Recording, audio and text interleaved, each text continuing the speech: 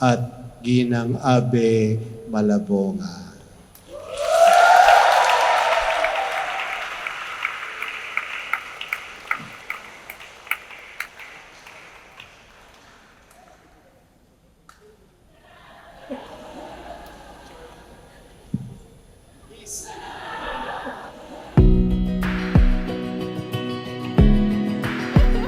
So, patin umpisahan to? Yeah. Ikakasal na si Abe, pati si CJ.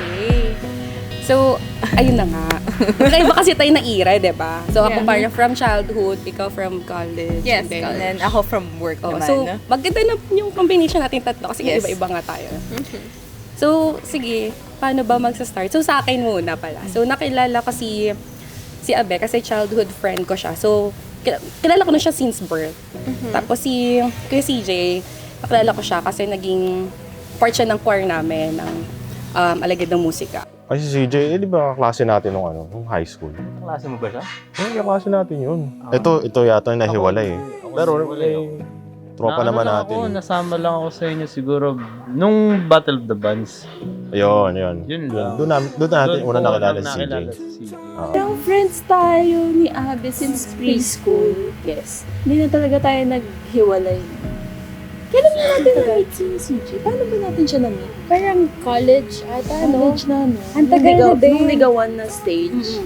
First year. Grabe. Dahil taga Valley of Land din ako, so kababata ko sila pareho. Ka-village ko si Abe sa phase 3, CJ sa phase 1 lang. Pero mas una kong naging tropa si CJ dahil sa simbahan. Okay. Bago pa mag-choir, magkasama na kami sa COA, sa Knights of the Altar. So nice. Kay CJ naman nung high school lang. High school. High school mo naging barkada talaga. Tropa. Tapos, ayun na, puro laro, inuman. Ayun, madalas inuman.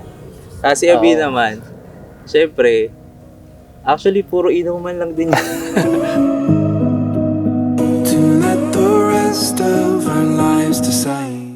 Parang ate mo na rin talaga siya niya, no? Kaya nga Kuya Pao, kadalasan, siguro masasabi ko, pinaka-memorable sa akin is minsan sila nagsusundo sa akin kapag lasing na ako, kapag galing akong inuman sa mga kaibigan ko. So yun, parati silang nandiyan, maski nahabot na nga sila ng mga alas 2 sa madaling araw, nandiyan pa din sila. Naalala ko nung munti ko sila mabangga. Talaga ba? Oo.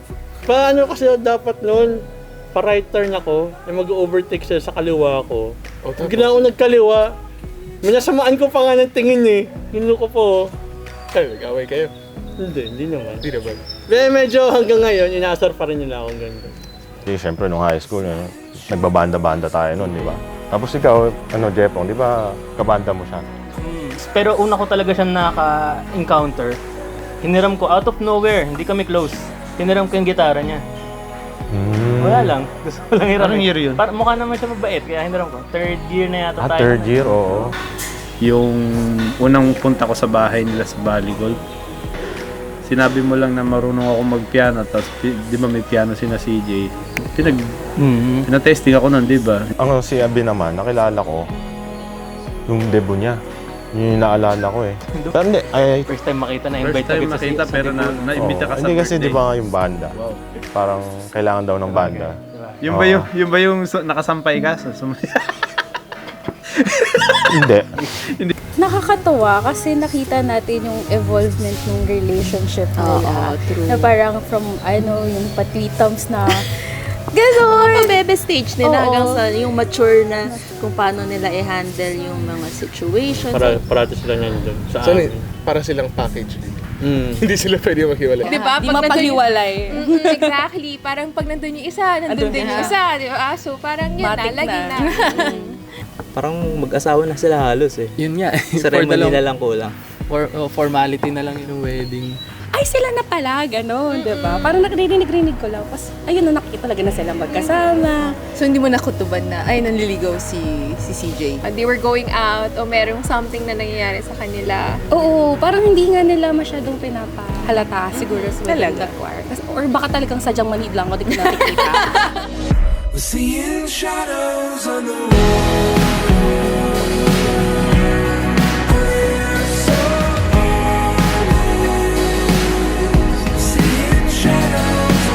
Siyempre, after college, nagkanya-kanya na tayong, kumbaga life, nag-work na, ganyan-ganyan. Tapos kapag magkikita tayo, parang hindi tayo matagal hindi nagkita.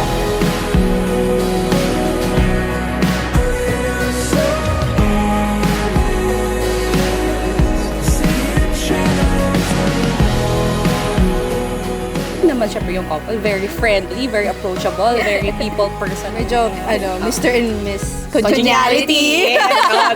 Hindi sila katulad ng ibang couple na toxic eh. Never ko sila nakita na toxic na lagi niya Magaan sila kasama. Sobrang gaan, na parang si Abe yung dumating siya sa amin sa barkada. Parang ang tagal niya namin siyang kaibigan. Kasi yung personality ni CJ, magaan din eh. Totoo. Sobrang Siya gaan daw yung din. pinakamabait sa amin sa mga kakapatid.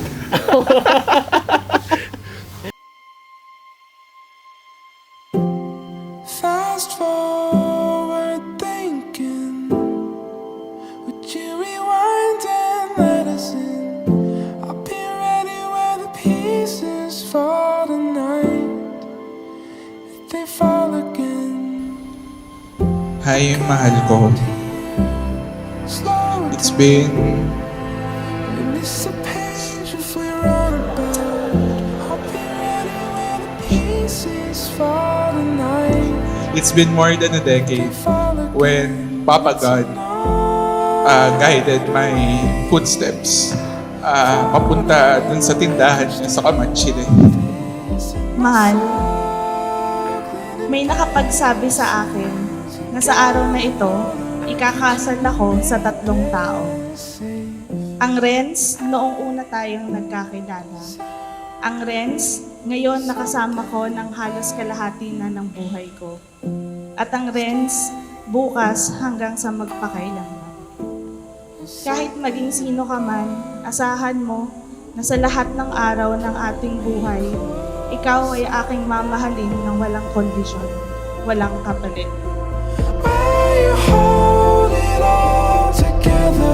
Tara kay Ate!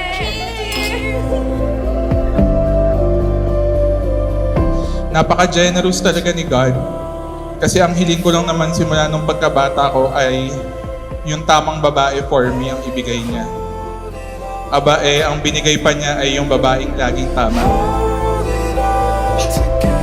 You have to remember, Renz and Abe, that there is no such thing as perfect married life. No one has that in this world. Bagay ba? Yes! Pogi! Paano ba buhay may asawa, pre? Sobrang saya, pre. Excited ako para sa'yo. Thank you, pre. You're welcome, pre. Congrats.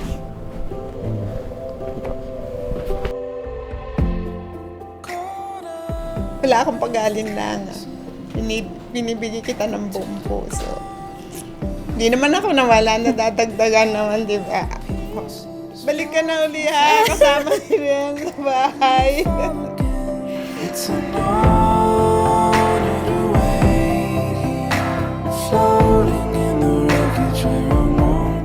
Kapatid, all the best. Thank you. All the best. Thank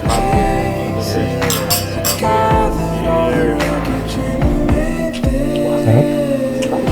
Lagi mo pa nga akong tinatanong noon, hindi ka pa ba nagsasawa sa akin? Saksi, yung lahat na nandito, na ang ating matagal na pagsasama ay di lamang dahil sa pagmamahal. Pinagtibay rin ito ng respeto, pangunawa at tiwala at sa gabay ng Diyos. Ako ay kasama mo hanggang sa iyong pagtanda, sabay tayong mangangarap, sabay tayong masasaktan, sabay tayong lalaban. Anak, please put the Lord sa center ng life ninyo. Always.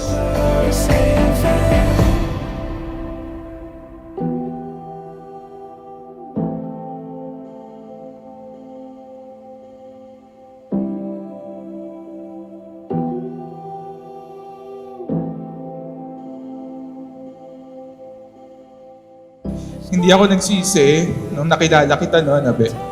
Lalo na sa choir. And here I am now, filled with so much joy and excitement na iharap ka at ipakilala ka, Abe, kay Lord bilang asawa ko. Kaya sa araw na ito, Nangangako ako sa harap mo at sa harap ng Diyos na sa bawat araw, masaya man o malungkot, sa hirap man o sa ginhawa, tayo hanggang huli. Sa bawat sandali, pinipili kita, mahal kita.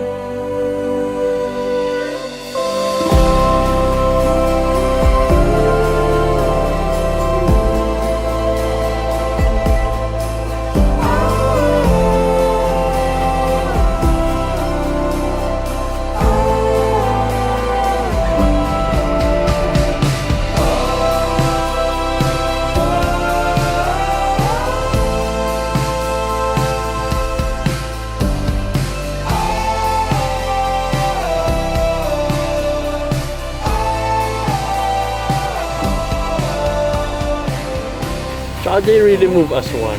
Hindi uuwi si Abe na mag-isa lang. Halos lahat ng pagdaanan na nila. Sigurista sila. Oo. Ikaw, biruin mo, 11 years. Alam ka naman, di ka pa sigurado dyan, di ba? Nag-start sila sa simbahan, mag-end din sa simbahan, and then forever. Kasi grabe commitment din nila sa church.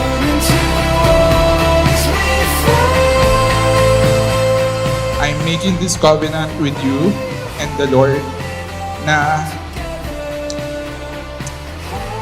I will just always be here for you, to take care of you, support you, and love you until my last breath.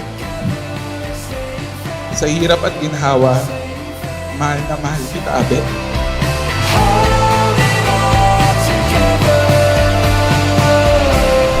So, ilang anak ang gusto mo?